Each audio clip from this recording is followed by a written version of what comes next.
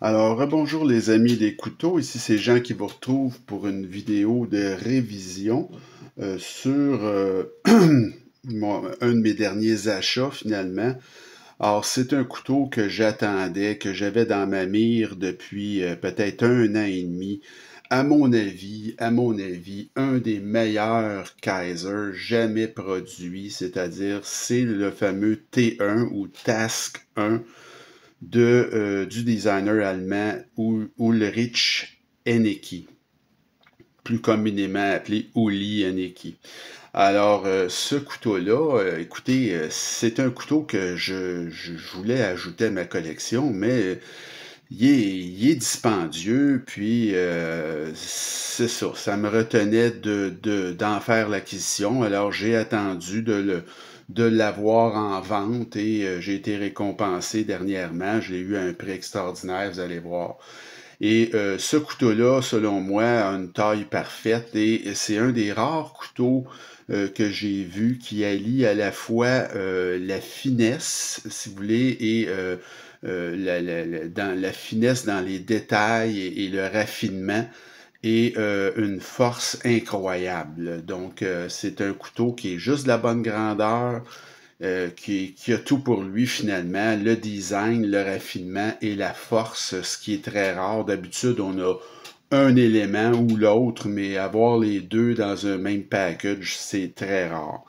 Je vais vous faire les spécifications, mais avant ça, vous savez, vous rappelez que j'ai, moi, en ma possession, la version Vanguard de ce couteau-là, donc qui est moins cher, évidemment, mais avec des matériaux, le micarta, de l'acier de moins bonne qualité. C'est un verrouillage de doublure, celui-là, et l'autre, c'est un verrouillage de cadre.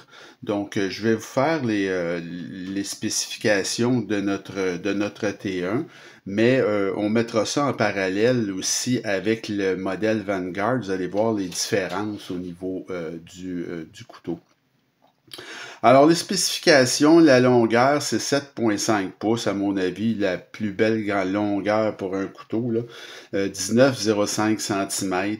La lame, c'est 3,25 pouces ou 8,25 cm.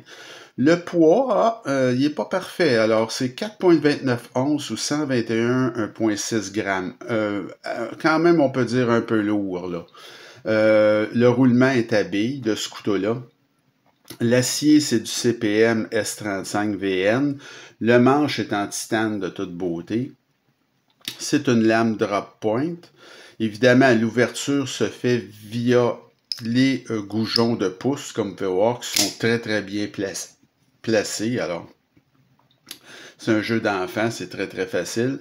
Le mécanisme de verrouillage, c'est un mécanisme de cadre, comme vous pouvez voir. Donc, et là aussi, c'est extrêmement bien fait. C'est-à-dire que c'est très facile d'avoir accès à la barre de déverrouillage, là.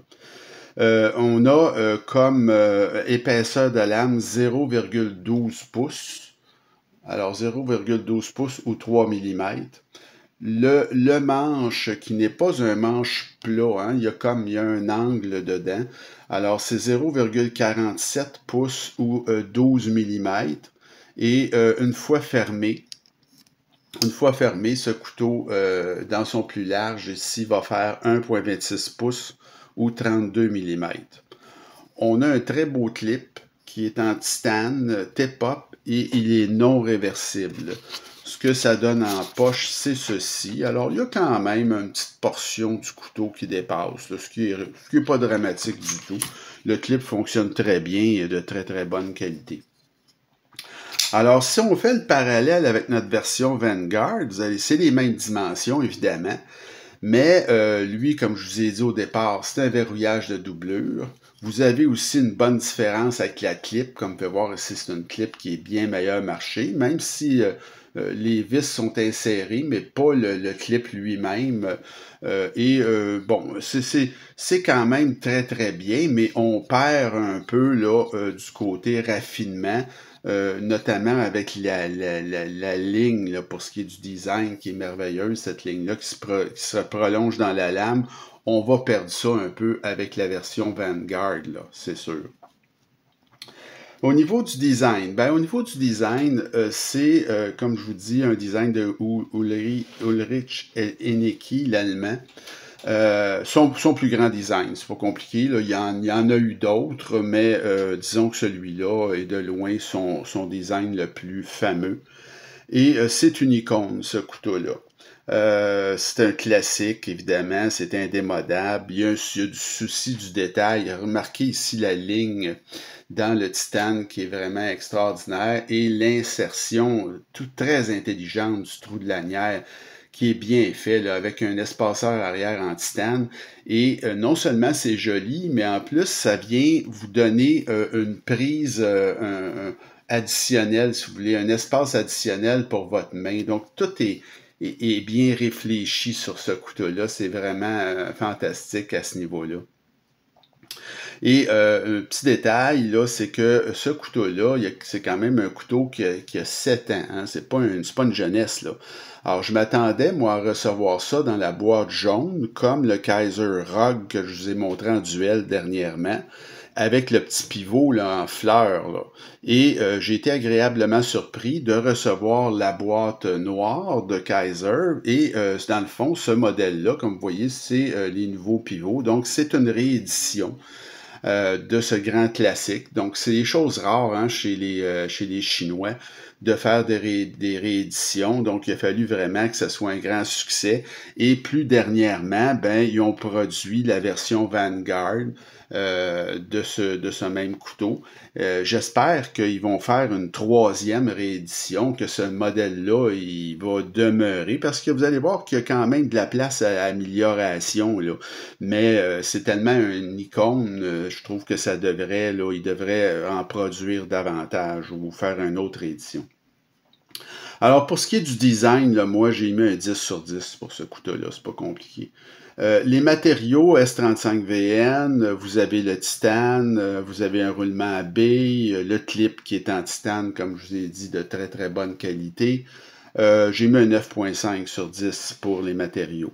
Présentation, assemblage, présentation, comme je vous dis, dans la très belle boîte de Kaiser pour leur modèle plus haut de gamme. Alors, vous avez cette boîte-ci, là, on ouvre ça, vous avez à l'intérieur les petits papiers et une pochette.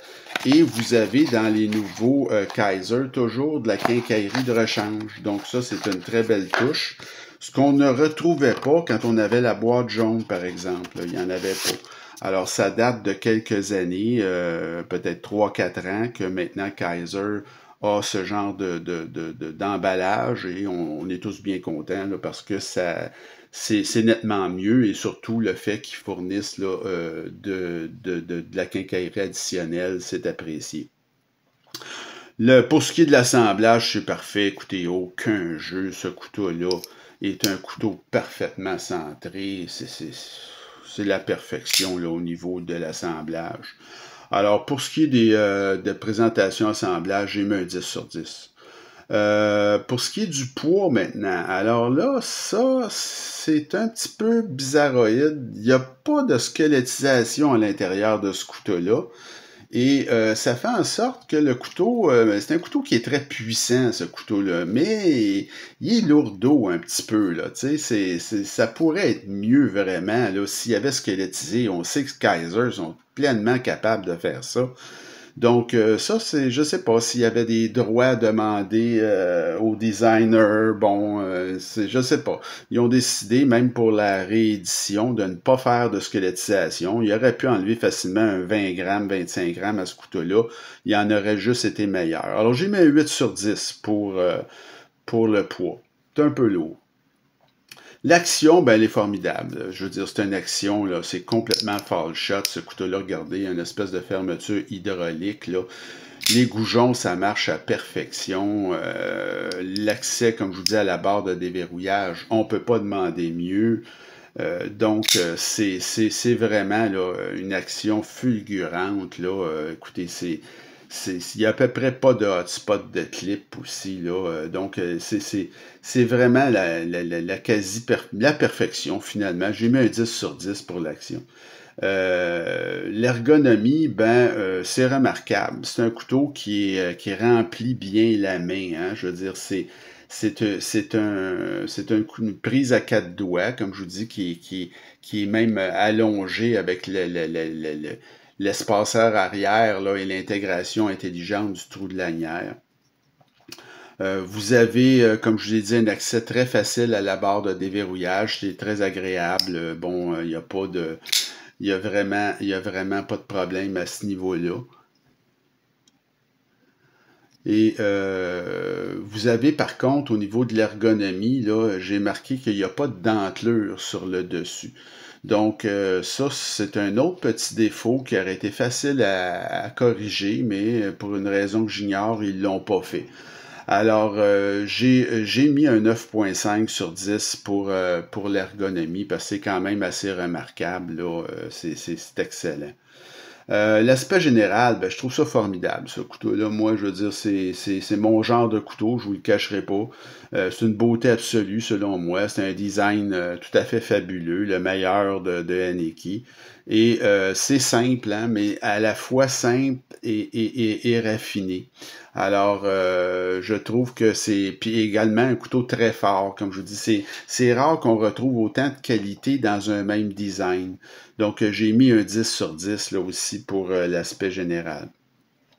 Le prix, bon, on y arrive. Alors, le prix, écoutez, j'ai eu ça en vente, moi, un prix formidable de 177 $. Le prix régulier, tenez-vous bien, c'est 260.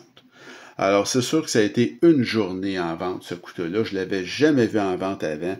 Et une journée, après ça, ils l'ont remonté à 190 et ils l'ont tout simplement retiré de la vente au bout de 2 jours. Donc, moi, j'ai mis un 10 sur 10 pour le prix que j'ai payé, évidemment. La valeur, ben, elle est extrême. C'est un icône, ce couteau-là. C'est le plus grand succès, là, le plus grand design de Henneke. C'est souvent sold out et j'ai un petit peu peur que ça tombe, si vous voulez, là, discontinué, malgré qu'ils ont fait, comme je vous dis, une réédition. J'espère qu'il y en aura d'autres, là. Donc, on verra. Mais pour le moment, moi, je vais donner pour la valeur un 10 sur 10 à ce couteau-là. Ça nous fait une note globale de 9.66 sur 10. C'est un exceptionnel, ce couteau-là, et pas à peu près. Donc, comme je vous dis, à mon avis, c'est un des meilleurs Kizer jamais produits, ce couteau-là. Et le design est exceptionnel, même s'il y a 7 ans, là, écoutez, ça n'a rien perdu de sa pertinence et de sa beauté. Et ce couteau-là, évidemment, est-ce qu'il y en aura d'autres éditions? Je ne sais pas. Je vous le recommande évidemment très très très chaudement si vous le trouvez à bon prix, ce qui est très difficile, c'est cher, bon, il faut se le dire. Mais écoutez, c'est vraiment un couteau certifié Jean Haché, ce couteau-là. Alors, ça fait le tour pour notre révision de cette semaine, le Kizer T1. En passant, celui-là ici, la version Vanguard, est beaucoup plus accessible. C'est un couteau que vous allez retrouver, la plupart des marchands vont l'avoir, et ça se vend 120 $. J'ai payé 120 $ pour ce couteau-là. Alors, et qui est excellent aussi, là. Il est très, très, très bon. Alors, la semaine prochaine, je vous fais une nouvelle marque que j'ai acquis aussi par le même achat que j'ai acheté le Kizer T1. C'est de la marque, une marque budget, celle-là, qui vient de sortir. C'est pas une compagnie qui est très jeune, ça s'appelle Petrify Fish. En tout cas, moi, je connaissais pas depuis très longtemps, peut-être un an que je connais cette compagnie-là. Et ça m'intriguait, ce couteau-là, celui-là, il s'appelle le Flavorist. Alors, c'est un couteau à ouverture frontale qui marche très, très bien. Et il y a une gueule sympathique, je trouve. Et là, on parle d'un couteau vraiment budget, là, une soixantaine de dollars. Mais c'est un couteau qui fonctionne très, très, très bien. Regardez l'action fall shot. Et la dentelure, elle est exceptionnelle, avec la petite rosette en haut, si vous voyez sur la lame. Donc, c'est un petit... J'ai ajouté une nouvelle marque à ma compagnie parce que je n'avais pas de couteau Petrify Fish. Et on en fait la révision dans la prochaine vidéo. Alors, il me reste à vous souhaiter une bonne fin de journée et continuez à vous abonner à ma chaîne et à m'écrire et on se retrouve très bientôt. Salut!